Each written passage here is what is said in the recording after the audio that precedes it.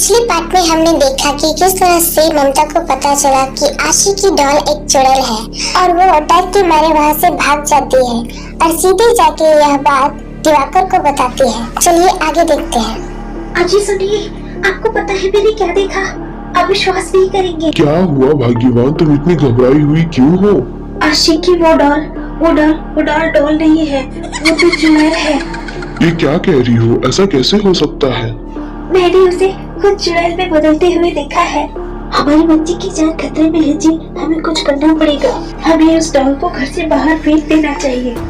ठीक है, अगर तुम कहती हो तो मान लेता हूँ और अभी मैं उस डॉल को जाके बाहर फेंक के आता हूँ। ममता और दिवाकर दोनों आशी के कमरे में चुपके से जाते हैं। दिवाकर उस डॉल को अपने हाथ में उठाता है और वे दोनों आशी के कमरे से बाहर निकल आते हैं। ममता और दिवाकर उस डॉल को बाहर डस्टबिन में फेंक कर आ जाते हैं। उन्हें लगता है कि अब उनका पीछा छूट चुका है, लेकिन जब वो दोनों आशी के कमरे में वापस आते हैं तो वो देखकर हैरान हो जाते हैं और घबरा जाते हैं। वो डॉल तो वहीं पर थी। वहीं अचानक से उस डॉल की आंखें लाल हो जाती है और वो हवा में उड़ने लगती है और एक भयानक चुड़ैल में बदल जाती है। यह देखकर ममता और दिवाकर दोनों डर जाते हैं और चुड़ैल हंसने लगती है। वो कहती है, तुम मुझे फेंकने वाले थे, तुम्हें क्या लगता है तुम्हारा मुझसे इतना जल्दी पीछा छूट जाएगा? यह देखकर ममता और दिवाकर वहाँ से डरकर भाग जाते हैं। ममता दिवाकर से बोलती है, हमें इस चुड़ैल से पीछा छुड़ाने के लिए कुछ करना पड़ेगा। ये तो मेरी बेटी को छोड़कर जाना ही नहीं चाहती। तो दिवाकर बोलता है, मेरी नजर में एक बाबा है, हम कल ही जाकर उनसे मिलेंगे। तो ममता बोलती है, क्या वो बाबा इस चुड़ैल को भगा पाएंगे? ये तो बहुत ही ताकतवर लगती है। तो दिवाकर कहता है, फिर भी हमें कोशिश तो करनी ही पड़ेगी, ये हमारे बस में तो नहीं कि हम उसे भगा पाए। इस डर से ममता और दिवाकर को रात में अच्छे से नींद भी नहीं आती है और वो बस इस चुड़ैल के बारे में ही बातें करते रहते हैं। सुबह होते ही ममता और दिवाकर उस बाबा के पास पहुंच जाते हैं। दिवाकर बाबा से कहता है, बाबा, मेरी बेटी के पीछे चुड़ैल पड़ी है, कृपया उसे भगाने में हमारी मदद कीजिए। बाबा मुस्कुराने लगते हैं। तो ममता बाबा से कहती है, बाबा कृपया हमारी सहायता कीजिए, हमारे पास और कोई मार्ग नहीं है। तो बाबा बोलते हैं, तुम जब यहाँ आए थे तभी मैं जान चुका था कि तुम्हारी क्या समस्या है। तुम चिंता मत करो, मैं उस चुड़ैल को उस छोटी बच्ची के पास से भगा कर ही रहूंगा। अभी के लिए तुम दोनों जाओ, मैं तुम्हारे निवास स्थान में जरूर आऊंगा। भगवान की कृपा से वो चुड़ैल तुम्हारे घर से जरूर जाएगी और सब कुछ अच्छा होगा। वे दोनों बाबा का आशीर्वाद लेके वहाँ से आ जाते हैं। घर आके वे देखते हैं कि आशी ने पूरे घर की लाइट बंद रखी है और अपनी शैतानी डॉल के साथ बातें कर रही है। ममता आशी से पूछती है, आशी बेटा, ये तुम क्या कर रही हो? तुमने पूरे घर की लाइट बंद क्यों रखी हुई है?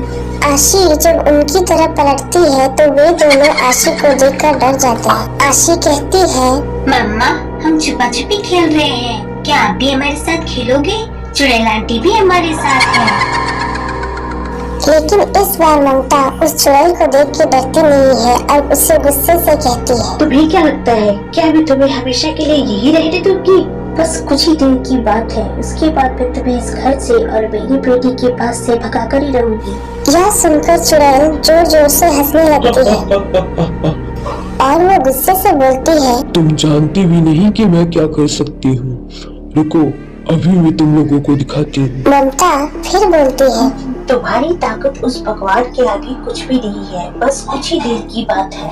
यह सुनकर चुड़ैल आशी को लेकर वहाँ से गायब हो जाती है। ममता और दिवाकर यह देखकर डर जाते हैं और वे दोनों आशी को पूरे घर में ढूंढने लगते हैं, लेकिन आशी उन्हें कहीं नहीं मिलती है। तो ममता उदास होकर बोलती है, पता नहीं वो चुड़ैल मेरी बच्ची को कहाँ लेकर चली गई, अब मैं उसे कहाँ ढूंढूं?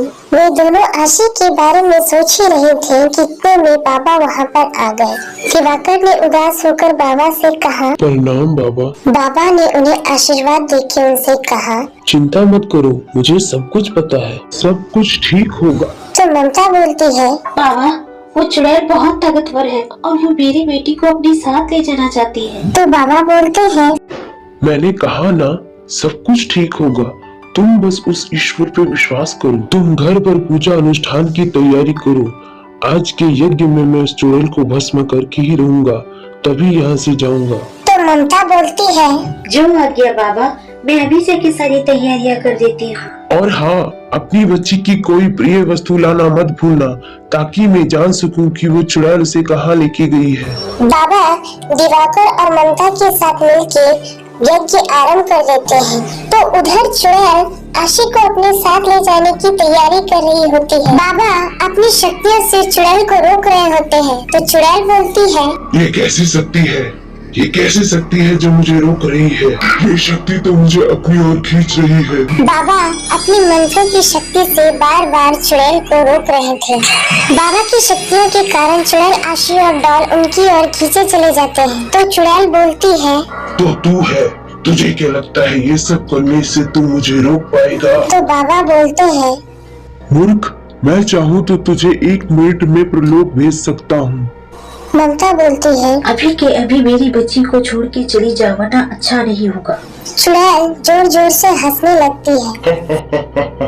तो बाबा बोलते हैं, रुक जा, अभी मैं तेरे घमंड को चूर करता हूँ और तुझे यहाँ से भगाता हूँ। बाबा अपनी शक्तियों से चुड़ैल पर वार करते हैं और उसे अपनी शक्तियों से कैद भी कर लेते हैं। चुड़ैल एक जगह खड़ी हो जाती है, वो कुछ भी नहीं कर पाती है। बाबा ममता से कहते हैं, पुत्री ममता, अभी के अभी इस गुड़िया को इस पवित्र अग्नि में झोंक दो, तभी ये चुड़ैल नष्ट होगी। ममता चुड़ैल से कहती है, देख ले चुड़ैल, अब तेरे अंत का समय आ गया है।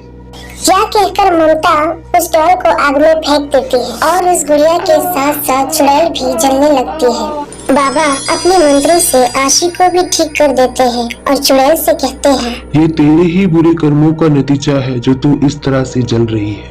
उस डॉल में चुड़ैल की शक्तियाँ होने के कारण जैसे ही वो डॉल आग में भस्म हो जाती है, बाबा चुड़ैल को परलोक जाने के लिए बोलते हैं। चुड़ैल जलकर समाप्त हो जाती है। बाबा उन्हें सुखी रहने का आशीर्वाद देते हैं और यह कहानी यही खत्म हो जाती है।